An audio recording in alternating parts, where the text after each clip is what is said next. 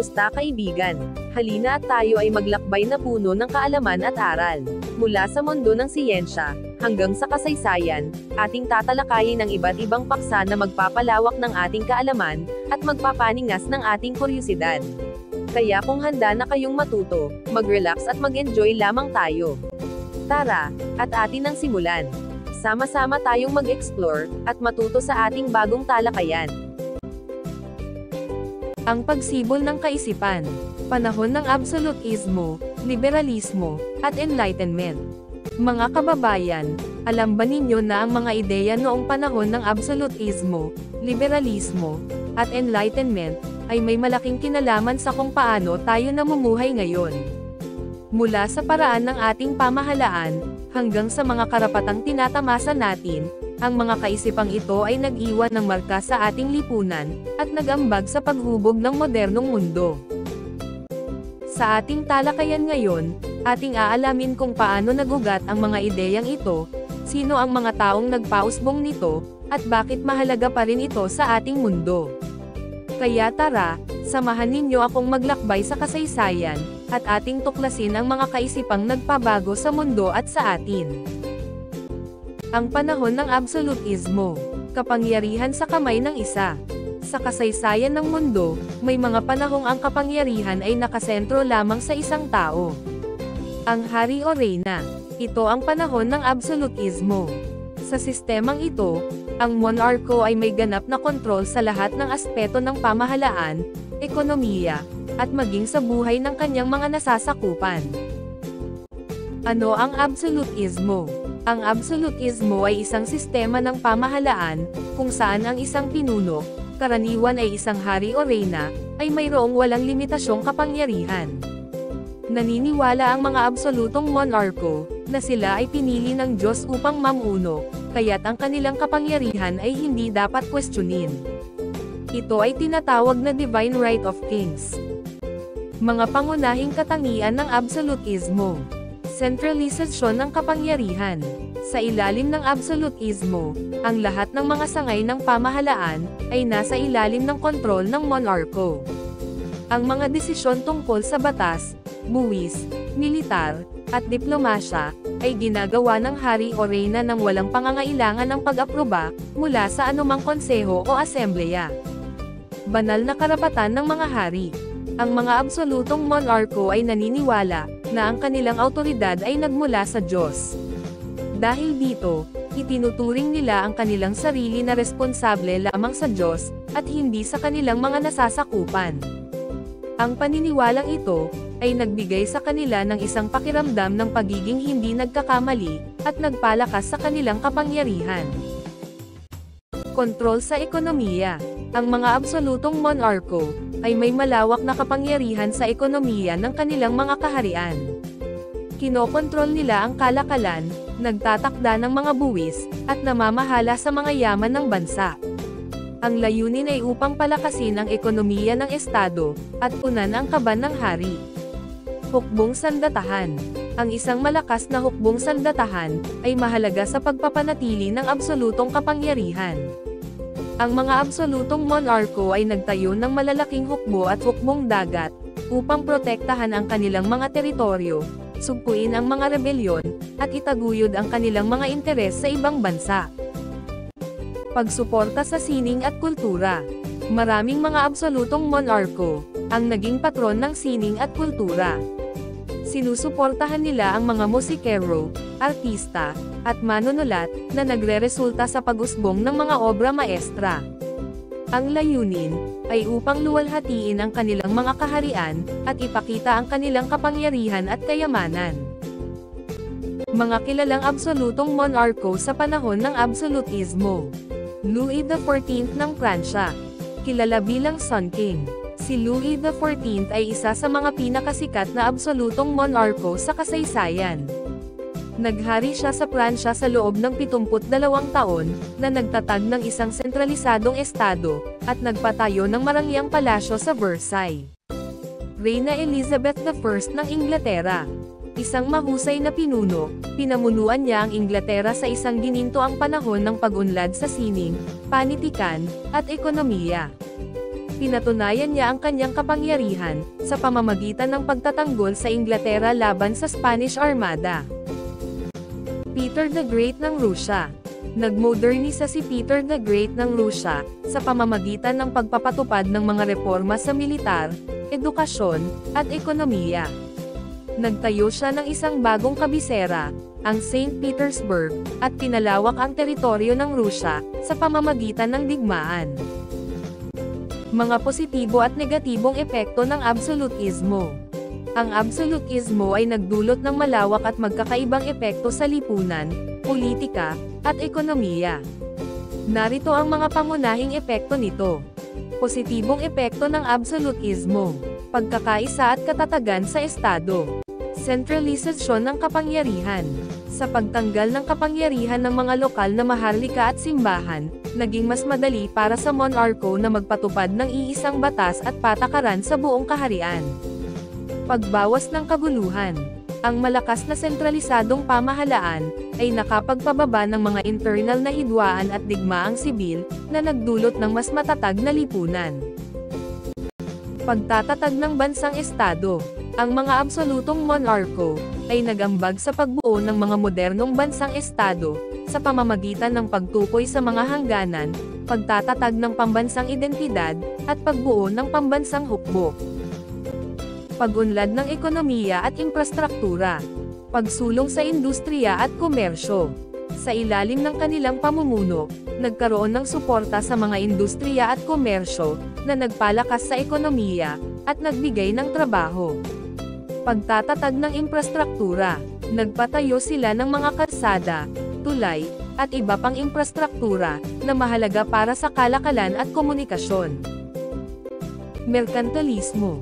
Maraming absolutong monarko ang nagpatupad ng patakarang merkantilismo, na naglalayong palakasin ang ekonomiya ng bansa, sa pamamagitan ng pagkontrol sa kalakalan, pagtatatag ng mga kolonya, at pag-iipon ng ginto at pilak.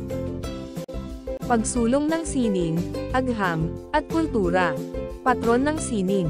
Maraming absolutong monarko, tulad ni Louis XIV ng Pransya, ang naging masigasig na patron ng sining, musika, at literatura.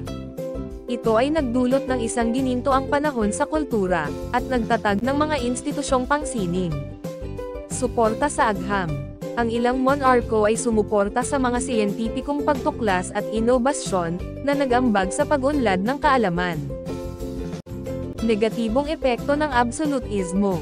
Pagsugpo sa karapatan at kalayaan ng indibidwal. Kawalan ng boses ng mamamayan. Ang mga mamamayan ay walang karapatang magpahayag ng kanilang saloobin, o magtanong sa mga desisyon ng monarko. Ang kanilang buhay at pag-aari, ay lubos na nasa ilalim ng kapangyarihan ng hari.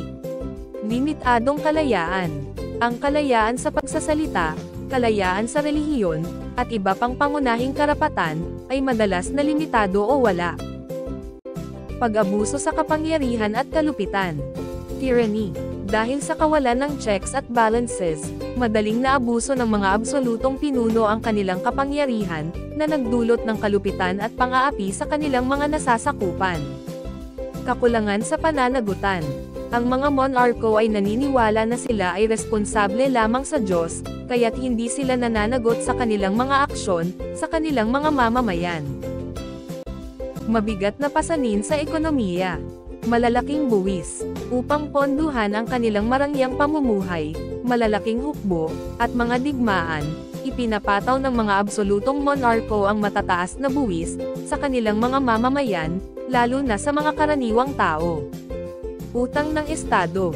Ang malalaking gastos sa digmaan, at pagpapatayo ng mga palasyo, ay madalas na nagdudulot ng malaking utang ng Estado, na nagpapahirap sa ekonomiya sa mahabang panahon. Madalas na digmaan. Ambisyong teritorial. Ang mga absolutong monarko, ay madalas na may ambisyon na palawakin ang kanilang teritoryo at kapangyarihan, na nagdulot ng madalas na digmaan, sa pagitan ng mga kaharian. Pagkawala ng buhay at yaman.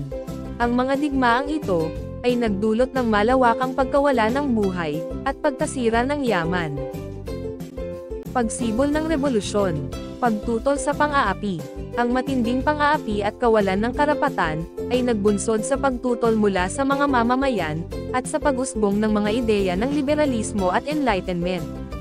Rebolusyong Pranses. Ang absolutismo ng mga hari ng Pransya, ay isa sa mga pangunahing sanhi ng Rebolusyong Pranses, na nagtapos sa monarkiya, at nagbigay daan sa mga ideya ng kalayaan, pagkakapantay-pantay, at kapatiran. Sa kabuuan, ang absolutismo ay isang panahong nagpakita ng kakayahan ng isang pinuno, na nagdulot ng parehong pag-unlad at paghihirap. Ang mga aral na natutunan mula sa panahong ito, ay patuloy na humuhubog sa ating pag-unawa sa pamamahala, at sa kahalagahan ng balanse sa kapangyarihan. Pag-usbong ng liberalismo at enlightenment. Isang paglalakbay tungo sa kalayaan. Sa kasaysayan ng mundo, may mga panahong nagdulot ng malaking pagbabago sa kaisipan at pamumuhay ng mga tao. Isa sa mga panahong ito, ay ang pag-usbong ng liberalismo at enlightenment. Ang dalawang kilusang ito, ay nagdulot ng malalim na epekto sa politika, ekonomiya, at lipunan, na nagbigay daan sa mga modernong ideya ng kalayaan, karapatan, at pagkakapantay-pantay. Liberalismo. Isang ideolohiya ng kalayaan, at pagkakapantay-pantay. Ang liberalismo, ay isang ideolohiyang politikal at panlipunan, na nagtataguyod ng kalayaan ng individual, pagkakapantay-pantay sa harap ng batas at mga karapatan, tulad ng pag-aari, pananalita, at relihiyon. Ito ay isang pundasyon ng mga makabagong demokrasya, at naglalayong protektahan ang mga individual mula sa pang-aabuso ng kapangyarihan ng pamahalaan. Pangunahing prinsipyo ng liberalismo, kalayaan ng individual. Ang mga liberal ay naniniwala, na ang bawat individual ay may karapatang magdesisyon para sa kanyang sarili, at dapat na malaya mula sa panghihimasok ng pamahalaan, sa kanilang personal na buhay. Pagkakapantay-pantay. Ang lahat ng tao ay dapat na tretuhin ng pantay-pantay sa ilalim ng batas, anuman ang kanilang lahi, kasarian, o relihiyon. Karapatan sa pag-aari, pananalita, at relihiyon. Ang mga individual ay may karapatang mag-ari ng ari-arian, magpahayag ng kanilang mga opinyon, at pumili ng kanilang sariling relihiyon, nang walang panghihimasok ng pamahalaan. Liberalismo at demokrasya. Bagamat ang liberalismo at demokrasya ay magkaugnay, ang mga ito ay magkaibang konsepto. Ang demokrasya ay tungkol sa pamamahala ng nakararami, samantalang ang liberalismo ay nagpoprotekta sa mga karapatan ng mga individual at minorya. Mahalaga ang parehong liberalismo at demokrasya para sa isang malaya at maunlad na lipunan. Ang liwanag ng isip, pag-unawa sa panahon ng kaliwanagan o enlightenment. May mga panahon sa kasaysayan na tila nagising ang sangkatauhan mula sa mahabang pagkakatulog, at isa na rito ang tinatawag nating panahon ng kaliwanagan o enlightenment. Ito ay isang makasaysayang yugto na humubog sa ating modernong mundo, nagtulak sa atin na magtanong, mag-isip, at maghangad ng pagbabago. Ano nga ba ang panahon ng kaliwanagan? Ang panahon ng kaliwanagan ay isang malawakang kilusang intelektual at kultural na umusbong sa Europa noong ika-17 hanggang ika-18 siglo. Ito ay isang panahon kung saan ang mga ideya ng rason, agham, at loika ay naging pangunahing sandata sa paghahanap ng katotohanan at pag-unlad. Sa halip na bulag na pagsunod sa tradisyon o awtoridad, hinikayat nito ang bawat isa na gamitin ang sariling pag-iisip at kritikal na pagsusuri. Mga pangunahing ideya ng kaliwanagan. Rason at loika. Ang mga nagtaguyod ng kaliwanagan ay naniniwala na ang rason at loika ang pinakamahusay na paraan upang maunawaan ang mundo at malutas ang mga problema. Hinikayat nila ang mga tao na magtanong, mag-isip ng kritikal, at huwag basta-basta maniwala sa mga tradisyon o awtoridad. Agham. Ang pag-unlad ng agham ay nagbigay ng malaking ambag sa kaliwanagan. Ang mga tuklas nina Isaac Newton, Galileo Galilei, at iba pang siyentipiko ay nagpakita na ang mundo ay maaaring maunawaan sa pamamagitan ng mga natural na batas, hindi lamang sa pamamagitan ng relihiyon o pamahiin. Individualismo. Itinaguyod ng kaliwanagan ang ideya ng individualismo, na nagsasabi na ang bawat tao ay may karapatang mag-isip at kumilos ng malaya. Hinikayat nito ang mga tao na maging responsable para sa kanilang sariling buhay, at magtrabaho para sa kanilang sariling kaunlaran. Kalayaan. Ang kalayaan ay isang pangunahing tema ng kaliwanagan. Ang mga nagtaguyod nito ay naniniwala na ang mga tao ay dapat na malaya mula sa pang-aapi ng pamahalaan, relihiyon, at lipunan. Ipinaglaban nila ang mga karapatan tulad ng kalayaan sa pananalita, kalayaan sa pag-iisip, at kalayaan sa relihiyon. Ang dakilang layunin, kalayaan at kaunlaran. Higit pa sa pagpapalaganap ng kaalaman, ang panahon ng kaliwanagan ay may malalim na layuning baguhin ang lipunan at pamahalaan.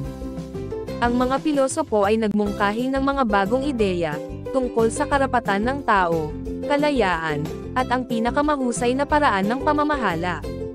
Naniniwala sila na sa pamamagitan ng rason, maaaring magtatag ng isang lipunan, kung saan ang bawat individual ay may kalayaan na mag-isip, magsalita, at mamuhay ng ayon sa sariling kagustuhan, basta't hindi ito nakakasama sa iba. Hinangad din nila ang kaunlaran, hindi lamang sa ekonomiya, kundi pati na rin sa moralidad at kultura ng sangkatauhan. Ito ang nagtulak sa mga revolusyon sa Amerika at Pransya, at naglatag ng pundasyon para sa mga modernong demokrasya, at karapatang pantao. Epekto ng kaliwanagan. Ang kaliwanagan ay nagkaroon ng malalim na epekto sa lipunan at pamahalaan. Ito ay nagtulak sa mga revolusyon sa Amerika at Pransya, na nagresulta sa pagtatatag ng mga republika, na nakabatay sa mga prinsipyo ng kalayaan, pagkakapantay-pantay, at kapatiran. Ang kaliwanagan ay nagbigay din ng inspirasyon sa mga reforma sa edukasyon, batas, at ekonomiya. Pamana ng kaliwanagan. Hanggang sa kasalukuyan, ang pamana ng kaliwanagan ay patuloy na nagbibigay inspirasyon sa atin. Ang mga ideya nito tungkol sa rason, agham, individualismo, at kalayaan, ay nananatiling mahalaga sa ating pag-iisip at pamumuhay. Patuloy tayong nagsusumikap na itaguyod ang isang lipunan, kung saan ang lahat ay may karapatang mag-isip ng malaya, magpahayag ng kanilang sarili, at magtrabaho para sa kanilang sariling kaunlaran. Mga pilosopong nagtaguyod ng kaliwanagan. Ang panahon ng kaliwanagan o Enlightenment, ay isang kritikal na yugto sa kasaysayan ng Europa, na nagbigay daan sa pag-usbong ng mga bagong ideya hinggil sa pamahalaan, lipunan, at karapatang pantao. Sa panahong ito, nagkaroon ng malaking impluwensya ang mga pilosopo, na ang kanilang mga kaisipan ay humubog sa pundasyon ng modernong demokrasya at kalayaan. Sila ang nagtanim ng binhi ng pagbabago, na nagdulot ng revolusyon sa pag-iisip at pamamahala. Thomas Hobbes, ang pangangailangan ng malakas na pamahalaan. Si Thomas Hobbes, isang pilosopong Ingles, ay kilala sa kanyang akdang Leviathan, na inilathala noong 1651. Sa aklat na ito, ipinaglaban niya ang ideya ng isang malakas at sentralisadong pamahalaan, bilang tanging paraan upang mapanatili ang kaayusan, at maiwasan ang kaguluhan sa lipunan. Ayon kay Hobbes, ang mga tao sa estado ng kalikasan, ay likas na makasarili at mapanira, kaya't kailangan ng isang makapangyarihang pinuno o soberanya, upang protektahan ang kolektibong seguridad, at kapakanan ng lahat. John Locke, ang karapatan sa buhay, kalayaan, at ari-arian.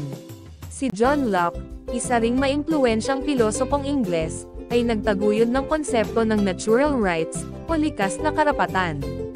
Binigyang diin niya, na ang bawat tao ay ipinanganak na may karapatan sa buhay, kalayaan, at ari-arian, na hindi maaaring alisin, o ipagkait ng anumang pamahalaan.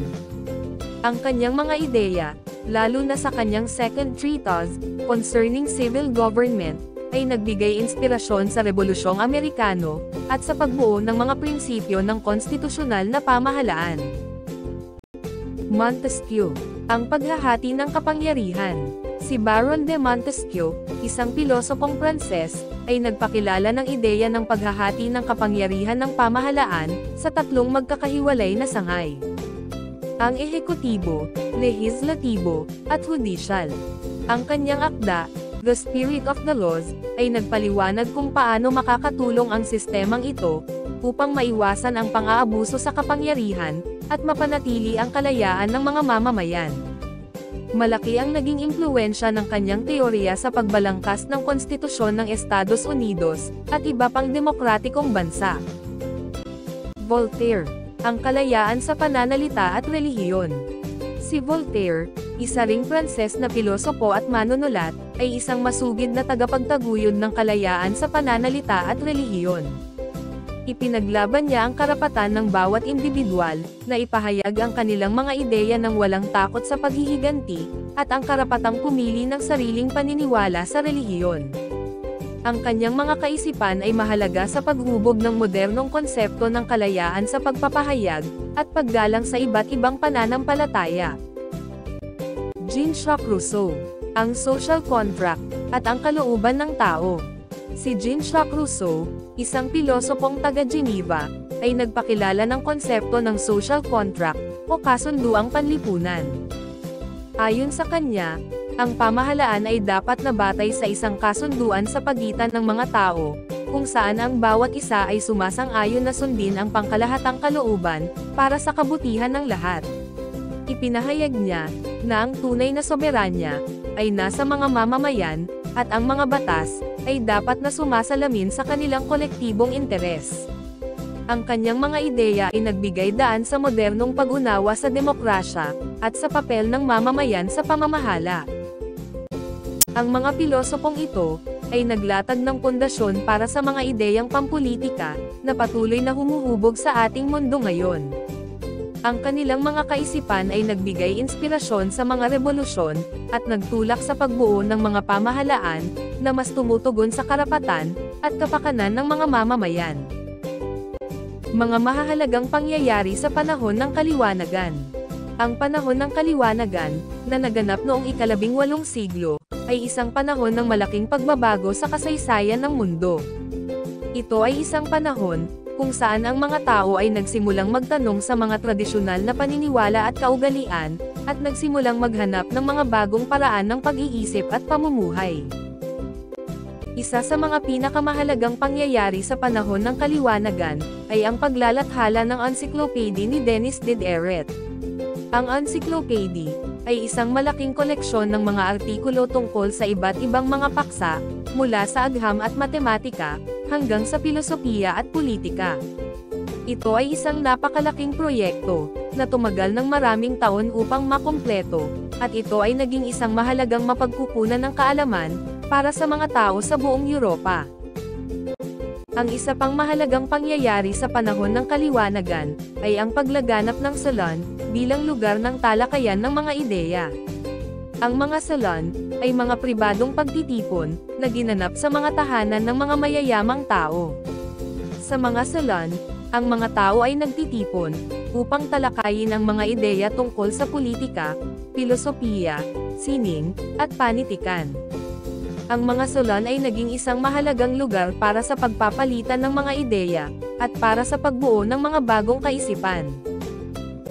Ang paglawak ng edukasyon at agham, ay isa ring mahalagang pangyayari sa panahon ng kaliwanagan. Sa panahong ito, maraming mga bagong paaralan at unibersidad ang itinayo. Ang mga tao ay nagsimulang magkaroon ng mas malawak na pagkakataon na makapag-aral, at ang agham ay nagsimulang umunlad ng mabilis. Ang mga bagong tuklas na agham, ay nagdulot ng malaking pagbabago sa paraan ng pag-iisip ng mga tao, tungkol sa mundo. Ang pagpapalaganap ng mga ideya ng demokrasya at karapatang pantao, ay isa ring mahalagang pangyayari sa panahon ng kaliwanagan. Ang mga pilosopo tulad ni John Locke at Jean-Jacques Rousseau, ay nagsulat tungkol sa mga ideya ng demokrasya at karapatang pantao. Ang kanilang mga ideya, ay nagkaroon ng malaking impluwensya sa mga revolusyon sa Amerika at Pransya. Ang panahon ng kaliwanagan, ay isang panahon ng malaking pagbabago sa kasaysayan ng mundo. Ang mga pangyayari sa panahong ito, ay nagkaroon ng malaking impluwensya, sa paraan ng pag-iisip at pamumuhay ng mga tao sa buong mundo. Ang Enlightenment, mga epekto nito sa mundo. Ang Enlightenment ay isang maimpluwensyang kilusang intelektual at kultural noong ika-18 siglo, na nagpabago sa mga ideya tungkol sa lipunan, politika, at kaalaman. Ang diin nito sa katwiran, individualismo, at karapatang pantao, ay nagkaroon ng malalim na epekto sa mundo, na humahantong sa mga revolusyon, at pagbabago sa politika. Ang Rebolusyong Amerikano. Ang mga ideya ng Enlightenment ay nagbigay inspirasyon sa Rebolusyong Amerikano. Ang mga Amerikanong kolonista, na naimpluwensyahan ng mga manunulat tulad ni John Locke, ay naniwala na mayroon silang likas na karapatan sa buhay, kalayaan, at pag-aari. Nang sinubukan ng gobyerno ng Britanya na bawiin ang mga karapatang ito, naghimagsik ang mga kolonista, at nagdeklara ng kanilang kalayaan. Ang Rebolusyong Amerikano ay isang tagumpay para sa mga ideya ng Enlightenment, at nagbigay inspirasyon sa mga revolusyon sa ibang mga bansa. Ang Rebolusyong Pranses. Ang Enlightenment ay may malaking papel sa pagsiklab ng Rebolusyong Pranses. Ang mga Pranses, na naimpluwensyahan ng mga manunulat tulad ni Jean-Jacques Rousseau ay naniwala, na ang gobyerno ay dapat na batay sa kalooban ng mga pinamumunuan. Nang hindi tinugunan ng gobyerno ng Pransya ang mga pangangailangan ng mga tao, naghimagsik ang mag-ito, at ibinagsak ang monarkiya. Ang Rebolusyong Pranses ay isang madugo at marahas na kaganapan, ngunit ito ay isang tagumpay para sa mga ideya ng Enlightenment. Paglaganap ng demokrasya, at pagbagsak ng absolutismo sa Europa. Ang Enlightenment ay nakatulong upang ikalat ang demokrasya sa buong Europa. Ang mga tao ay nagsimulang maniwala na dapat silang magkaroon ng boses sa kanilang gobyerno.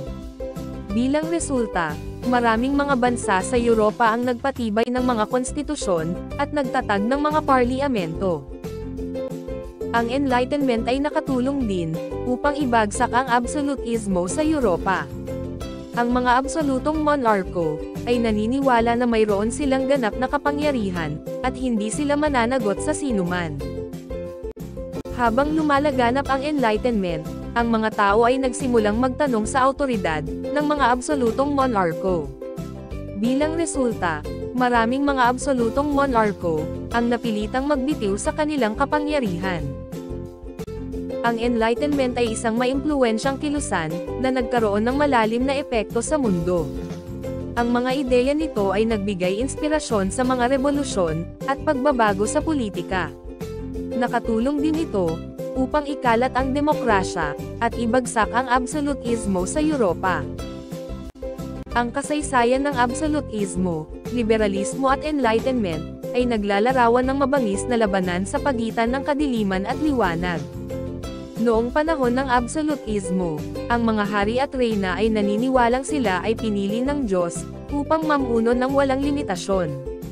Subalit ang mga ideya ng Enlightenment, tulad ng katwiran, karapatang pantao, at pagkilala sa kapangyarihan ng mamamayan, ay naghasik ng revolusyonaryong pag-iisip na sumira sa mga pundasyon ng ganap na kapangyarihan. Sa pamamagitan ng kaalaman at kalayaan, natatamo ang tunay na pagbabago. Ang katagang ito ay hindi lamang bumabalik sa nakaraan, ito ay panawagan sa kasalukuyan. Sa mundo kung saan ang autoritarianismo at maling impormasyon ay banta, ang diwa ng Enlightenment ang magpapaalala. Ang paglaya ay nagsisimula sa pagkamulat, at ang pagkamulat ay nangangailangan ng tapang na humarap sa katotohanan. Ang kasaysayan ay paulit-ulit, ngunit ang liwanag ng karunungan ay hindi kailanman mapapagod. Hanggang sa muli, maraming salamat sa panonood.